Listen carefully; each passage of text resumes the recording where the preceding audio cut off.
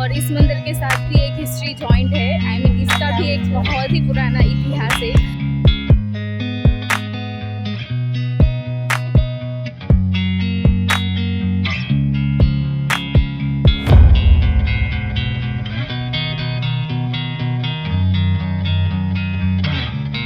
तो अभी हम यहाँ रुस्तमबाग आए ही थे तो मुझे याद आया गया कि पास में जो शिव जी का मंदिर है वो भी प्रसादी का मंदिर है और इस मंदिर के साथ भी एक हिस्ट्री जॉइंट है। आई मीन इसका भी एक बहुत ही पुराना इतिहास है। तो सोचा why not to share it with you. तो हम अभी आए हैं ત્રણપાણના વડવાળા મંદિરે।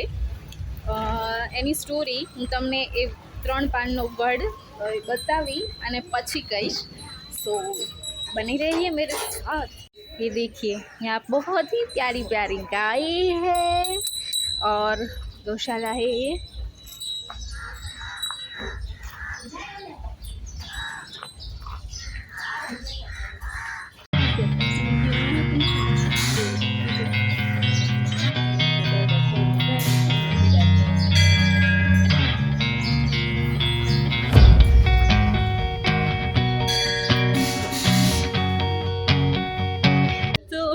हम लोग अभी ये इतिहास पढ़ रहे थे कि ये मंदिर की स्टोरी क्या है। एक्चुअली हमें पता ही थी लेकिन मुझे आप लोगों को पता नहीं, इसलिए मैं डिटेल में पढ़ रही थी।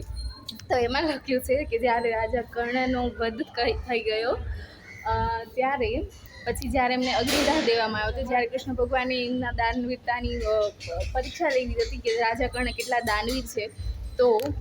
તો કૃષ્ણ ભગવાને એમની પરીક્ષા લેવાનું વિચાર્યું તો ત્યારે કર્ણએ એમના કવચ કુંડળ દાનમાં આપી દીધા હતા। પછી જ્યારે એમના દેહનો અગ્નિ સંસ્કાર કરવાનો હતો ત્યારે કર્ણએ એવું કહ્યું કૃષ્ણ ભગવાનને કે હું કુંવારી માતાનો પુત્ર છું તો મને એવી ભૂમિ ઉપર અગ્નિદાહ આપો જે ભૂમિ પણ કુંવારી હોય। એટલે પછી બધા પાંડવો તીર્થયાત્રા કરતાં કરતાં કર્ણને સાથે લઈને અને અહીંયા આવ્યા અને આ ભૂમિ કૃષ્ણ ભગવાને આકાશવાણી કરી અને એવું ઘોષિત કરાવડાવ્યું જેથી કર્ણને ભરોસો થઈ જાય કે હા ભૂમિ કુંવારી છે।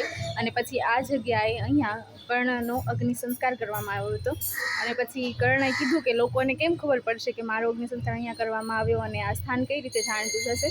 તો કૃષ્ણ ભગવાને એવું વર આપ્યું કે અહીંયા વડ થશે 3 પાનનો વડ જેમાં 3 પાન બ્રહ્મા વિષ્ણુ અને મહેશને શો કરશે। आई मीन ब्रह्मा विष्णु और महेश रूपी ए 3 पान थशे અને એ વડ 3 પાનનો જ રહેશે। आई मीन जो એના ઉપર ચોથું પાન આવશે તો પહેલાં જે પણ આવ્યું હતું એ ખરી જશે અને વડ 3 પાનનો જ રહેશે। તો એ જ્યારે મહાભારત થયું હતું એ સમયનો અહીંયા વડ છે અને એ વડ 3 પાનનો જ છે। तो लेट मी शो यू कि वो वर्ड कैसा है। ऐसे ये देखिए ये है वो 3 पान का वर्ड।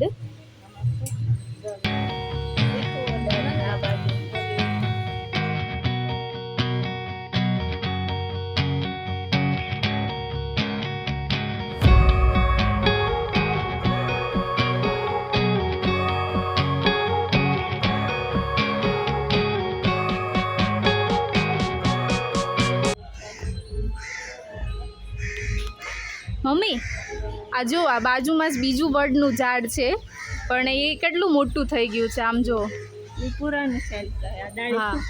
અને આ જે વડ છે જે પ્રસાદીનું जो प्रसादी का जो वरदान वाला जो वड है उसमें 3 ही पत्ते हैं और ये जो आप पास में दिख रहे हो वो वड वृक्ष कितना बड़ा हो चुका है। तो ये है वो वड। भगवान ने कहा था कि जो भी इसका सच्चे दिल से दर्शन करेगा और जो भी मानता रखेगा वो सारी मन्नत यहाँ पे पूरी होगी। तो आप यहाँ पे दर्शन करने ज़रूर आना। आप सोच सकते हो कि कर्ण का अग्नि संस्कार यहाँ किया गया था। लाइक रियली कुरुक्षेत्र कहाँ आया है? पंजाब के पास, हरियाणा के पास आया हुआ है और वहाँ से कर्ण के शरीर को यहाँ लाए गए और कुंवारी भूमि में उन्हें अपनी बॉडी का अपने दिल का अग्नि संस्कार करना था तो यहाँ आके उन्हें उनके शरीर का अग्नि संस्कार किया गया था। तो ये वो पवित्र भूमि। और सूरत को सूर्यपुत्री तापी के नाम से भी सूरत कहा जाता है और सूर्यपुत्र कर्ण का अग्नि संस्कार भी यहाँ हुआ था इसलिए भी इस सिटी का नाम सूरत पड़ा है। अगर आपको नहीं पता हो तो ये है सूरत के नाम के पीछे का अर्थ।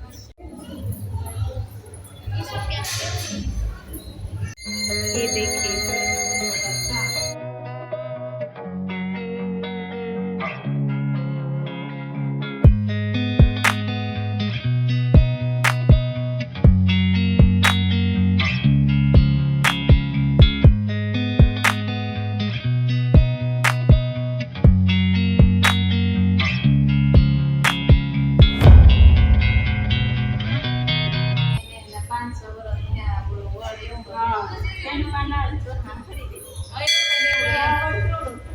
હોય તો નહીં શીખવાનું તારે એટલે તું માયમાં હોય તો જ જીવન હોય અહીંયા રોજની ચિંતા કરજો કીધી હોય ભગવાનને ખબર છે ને અહીંયા